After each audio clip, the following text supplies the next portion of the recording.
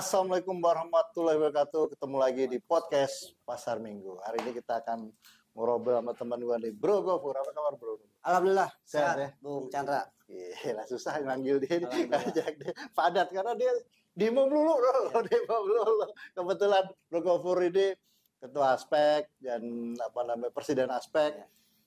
Presiden juga. Antara masih nggak sih? Udah Antara kan? masih. Oh, masih presiden. Seumur hidup. Namanya begitu.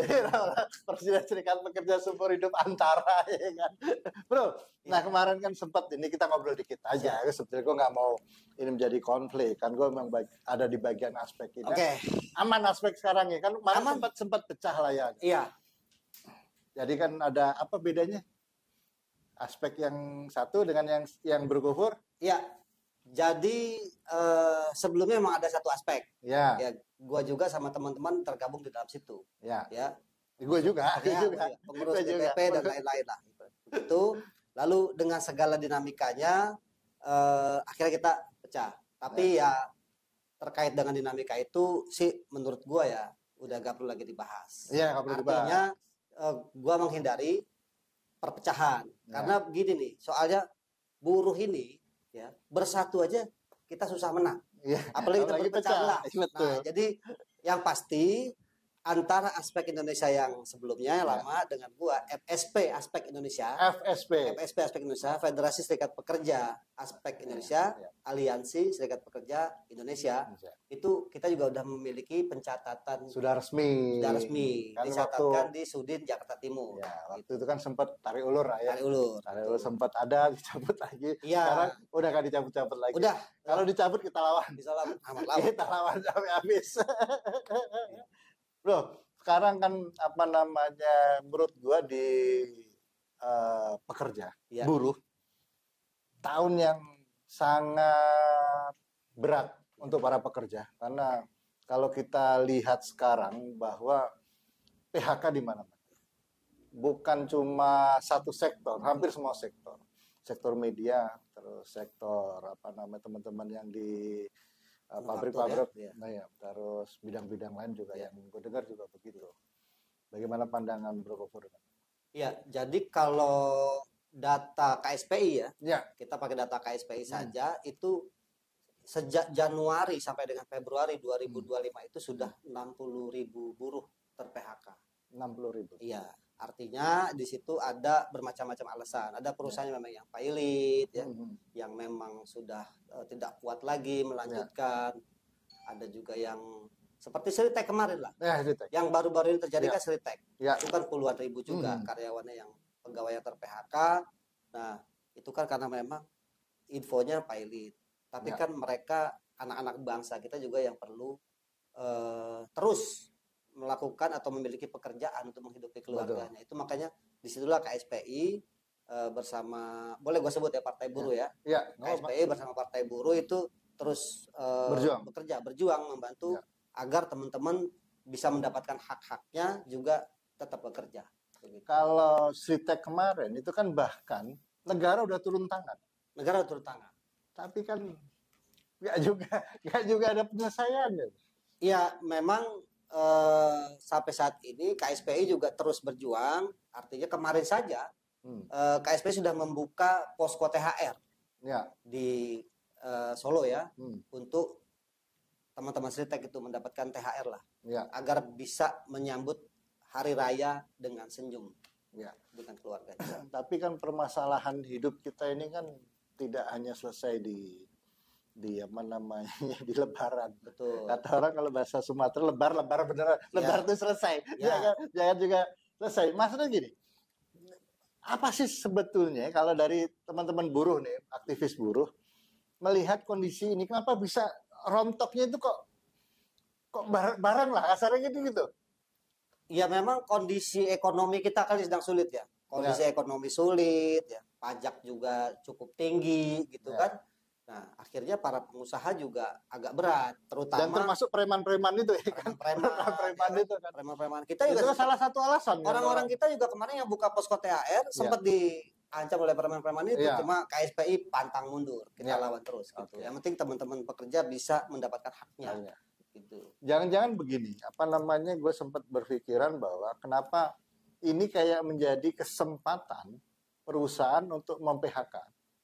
Dikarenakan apa namanya undang-undang tenaga kerja itu yang bisa mem-PHK orang dengan rumusan yang juga jelas gitu. Yang 0,5 itu mendapatkan. Nah, kalau dulu orang di PHK ribut dulu meminta 2 kali PMTK. Kalau sekarang kan udah jelas 0,5. Dengan alasan ya itulah rugi atau menuju rugi. Oke. Itu kan cipta kerja ya.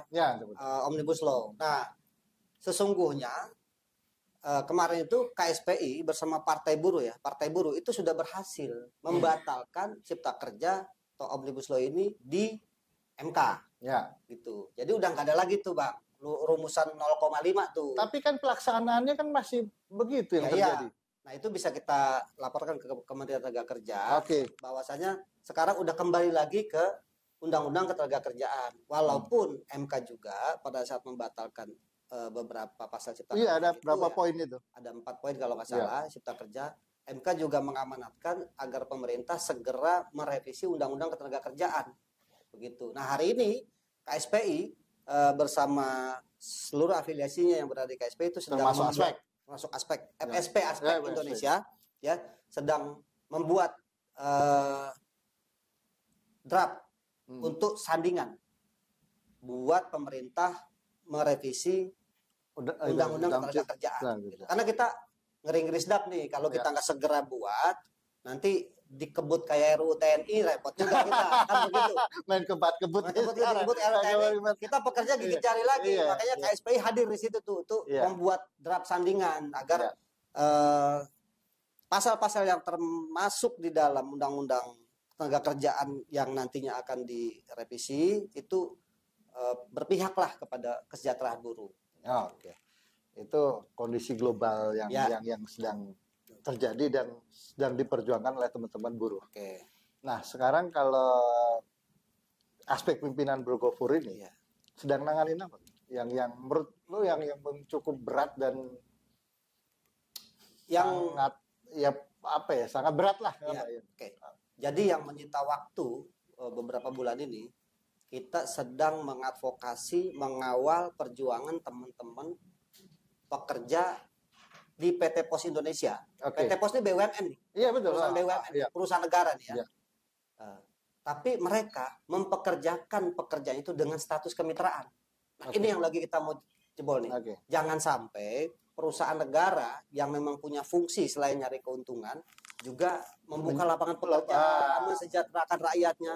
Ini mempekerjakan para pekerjanya dengan status kemitraan. Yang kita tahu kemitraan ini ya kalau boleh gua bilang ya ini perbudakan modern.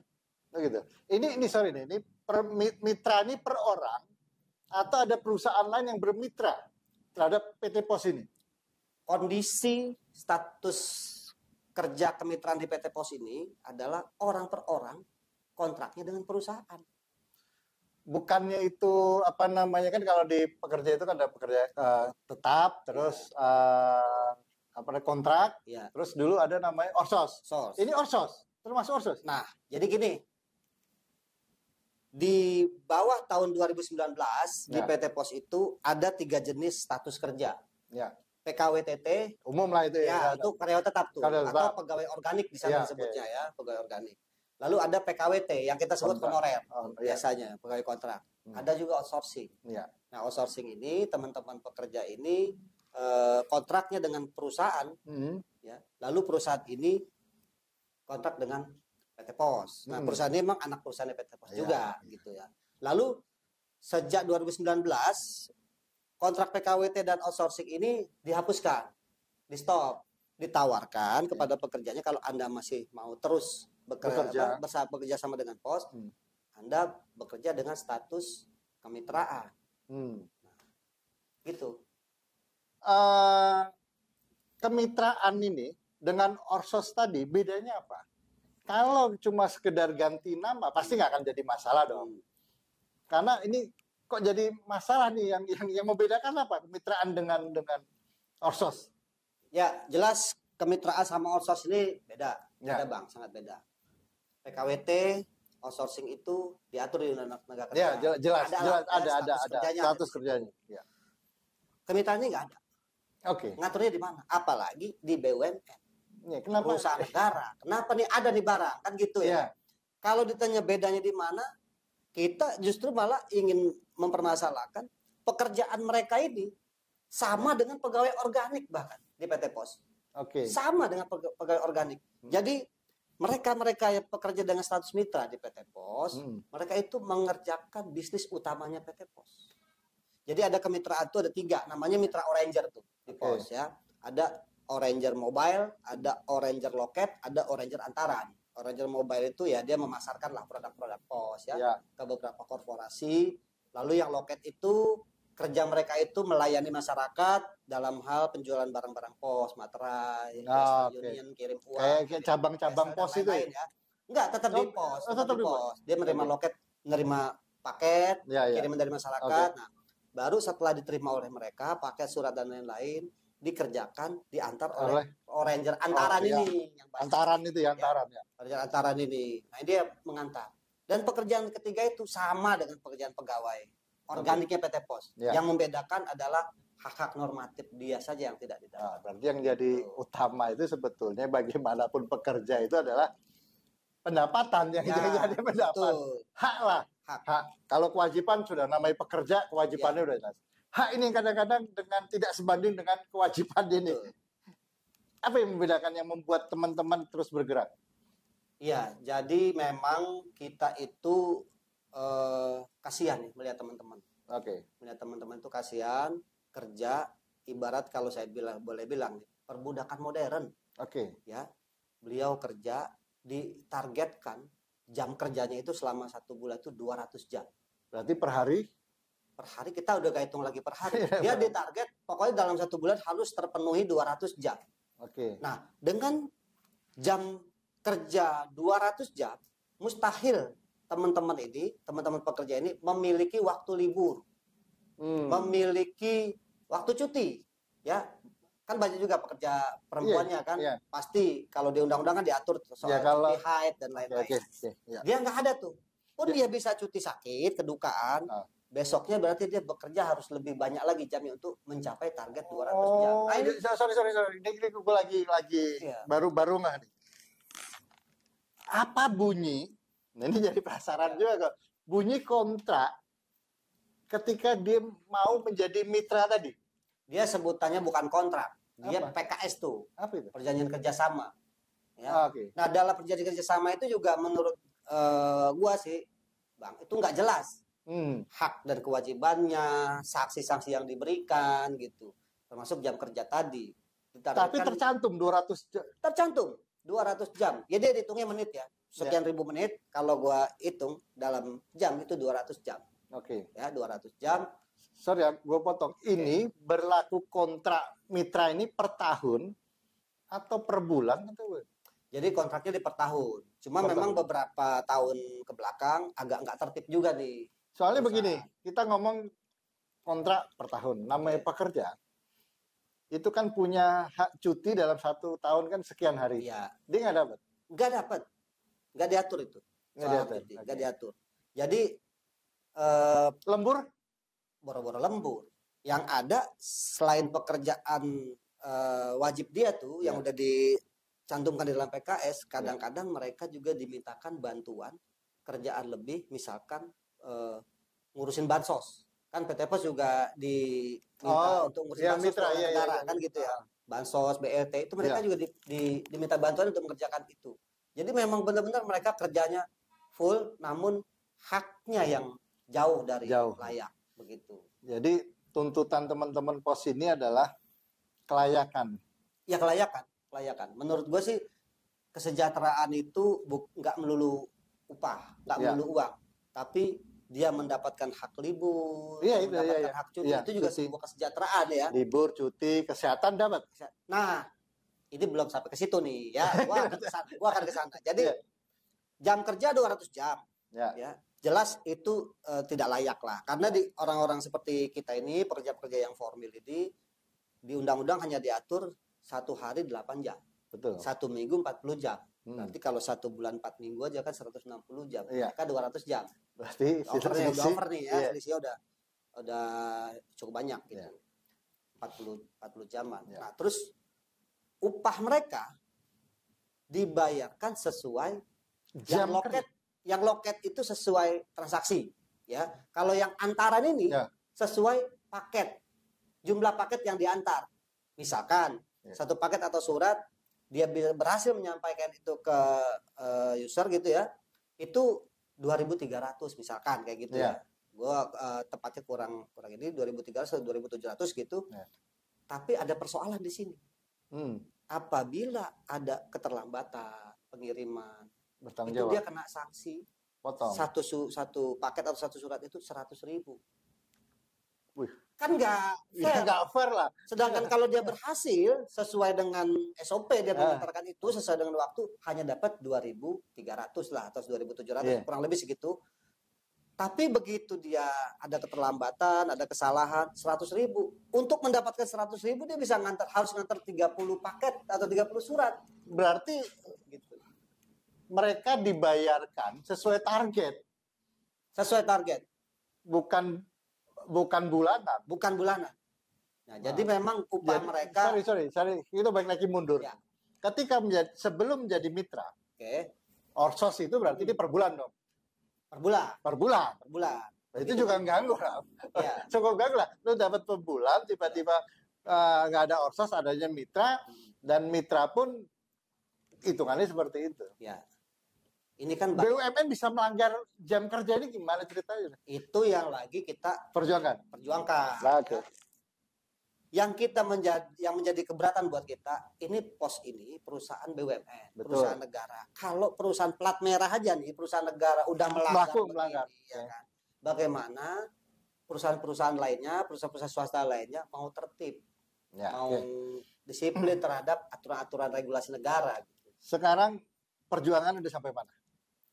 Kita sudah melakukan perjuangan kemarin, sudah sampai RDPU dengan Komisi 6 DPR RI di tanggal 10 Februari 2025. Kita sudah diterima oleh DPR RI, Komisi 6 sudah sudah beraudiensi, sudah kami paparkan gitu. Nah, DPR RI juga sudah memanggil manajemen dan meminta untuk lebih bijak lah, mengubah status kemitraan itu sesuai tuntutan dari teman-teman, bahwasannya yang layak lah, ini anak-anak bangsa kita juga gitu. Kasihlah mereka yang layak dengan tanggung jawab yang layak, hak-haknya juga yang layak gitu. Dan lebih ditekankan memang sama Komisi 6 ini nanti dilanjutkan oleh Kementerian Tenaga Kerja. Namun setelah dari situ kita sudah 3 kali mengirim surat ke Kementerian Tenaga Kerja. Ya, itu memang sampai saat ini belum direspon. Udah 3 kali. Udah 3 kali. Ke direksi PT POS sudah 4 kali. Juga tidak direspon untuk diskusi itu audiensi. Tapi sorry, sebelum berarti DPR udah ke Menteri Tenaga Kerja harus segera Pak. Ya kan, jangan sampai Pak Prabowo denger nih, gimana ini ya kan. Terus ke direksi POS sendiri juga belum ada respon. Belum ada respon. Terus yang gue khawatirkan nih, sekarang kan teman-teman kan bergerak terus nih, teman-teman POS, tapi aman nih posisi mereka, nggak ada ditekan secara internal, mereka ada? Ada. Oh, ada? Ada, tentu ada. Nggak ada yang namanya perjuangan itu mulus, nggak ada tuh. Nggak ada, didiemin gitu aja itu nggak ada, nggak ada. Pasti ada tekanan. Teman-teman Serikat Pekerja Pos ya? Termasuk Ketua Umum Serikat Pekerja Mitra Pos Indonesia, yang menaungi perjuangan teman-teman mitra ini. Itu juga saat ini dia udah dimutasi tuh ke KCU lainnya. Tadinya dia di Jakarta Premier tuh, di Jatinegara ya. Sekarang dia dimutasi ke situ. Ya udah kita terima saja, namun perjuangan tetap berjalan. Kita nggak akan pernah surut. Kita terus berjalan. Oke. Gitu. Terus apa langkah-langkah berikut? Bang, ini sebelum ke sana nih, Bang. Saya pengen jelasin dulu nih biar masyarakat juga tahu ya. Kenapa sih kita keberatan dengan status kemitraan gitu. Tadi kan belum selesai tuh, baru 2 jam kerja sama upah ya.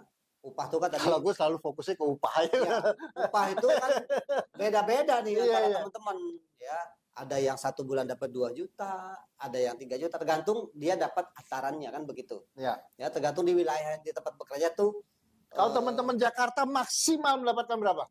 Teman-teman Jakarta masih agak lumayan lah bang. Mungkin 3, 4 sampai 5 juta masih dapat. Tapi kan di bawah UMP. Di bawah UMP, tetap di bawah UMP ya, tetap UMP. Nah, itu yang memang menjadi keberatan teman-teman nih. Di beberapa daerah juga, yaitu cuma dapat ya bisa 2 juta. Lagi-lagi dapat 3 juta pun kadang-kadang potong. Sanksi ini potongannya nggak jelas, hitungannya nggak transparan. Tiba-tiba dia hanya dapat 1,5 juta. Lo kok 1,5 juta kita dapat? Kasih dengan tersurat segini. Ya lo ada sanksi, ada kesalahan dan lain-lain gitu. Bahkan baju seragam, ya, dia wajib menggunakan baju seragam BUMN Akhlak. Okay. Tapi berbeda sama gue yang juga perusahaan BUMN. Ya, kalau gue dikasih, gue dikasih nih sama BUMN. Kalau mereka beli. Tapi kalau mereka nggak pakai, mereka disanksi. Sanksi. Iya. Ini kan lucu. Dia beli, harusnya idealnya menurut gue sih. Yang namanya baju beli sendiri, mau dipakai mau enggak, urusan dia dong. Iya. Gitu, ya kan? Kalau wajib, lu kasih dong. Kasih, gitu. benar. Bisa begitu, Pak. Ya. Nah, selain jam kerja upah, ini ada lagi persoalan yang lebih rumit. Apa itu?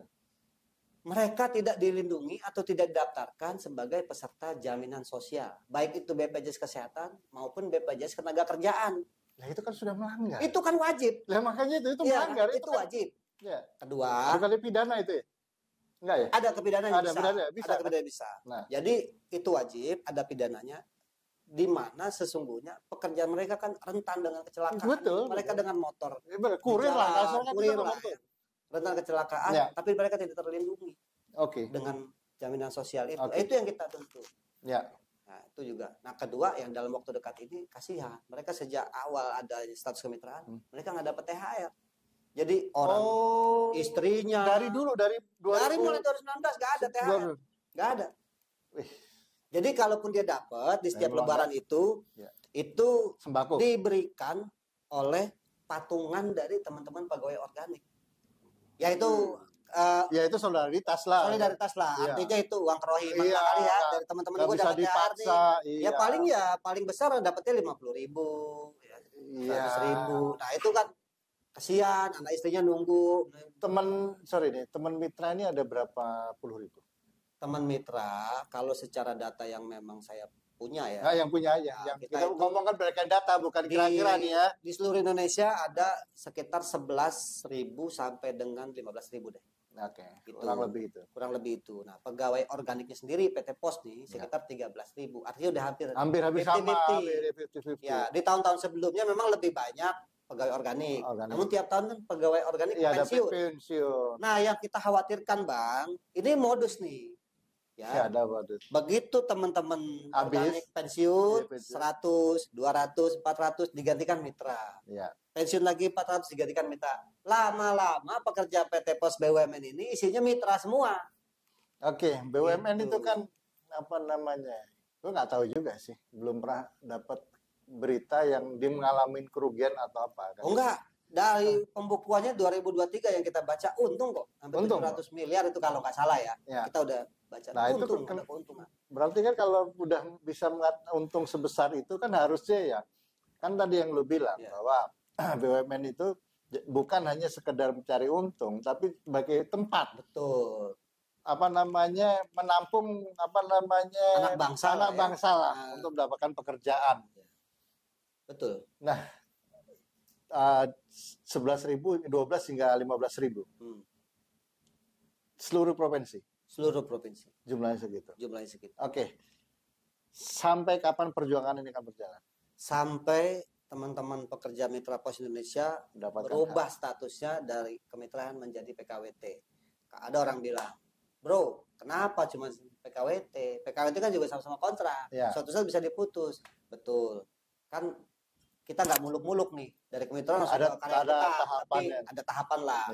Paling tidak di PKWT ini kan ada aturan. Ada angka jelas yang didapat. Ada aturan undang-undang yang mengatur itu 2+1 kontrak itu kan ada wajib untuk diangkat menjadi karyawan tetap. Terus kedua, hak-hak normatifnya dipenuhi sesuai undang-undang dari sisi upah, jam kerja, hari libur, cuti, THR dan lain-lain. Itu dulu deh. Gitu. Jadi teman-teman AFEK terus bergerak.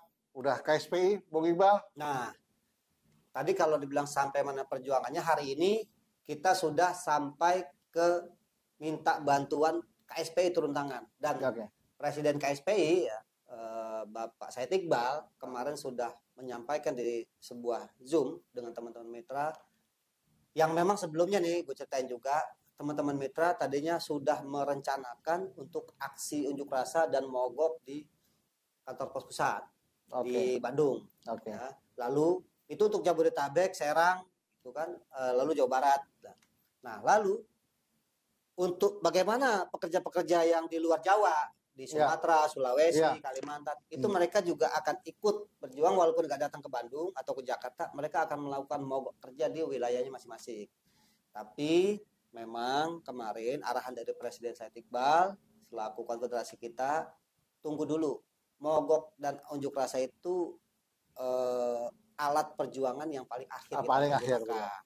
Kalau bisa kita lakukan secara administratif, negosiasi dengan direksi dan juga dengan kementerian, kenapa nggak kita lakukan? Akhirnya Bang Iqbal mengambil meliding nih perjuangan ini. Udah perjuangan ini gue yang ngambil, gue yang pimpin. Nah, jadi per hari ini pagi tadi KSPI sudah mengirimkan surat ke direksi PT Pos, ke Menteri BUMN, ke Menteri Tenaga Kerja, ditembuskan juga ke Komisi 6 DPR RI dan Komisi 9 DPR RI.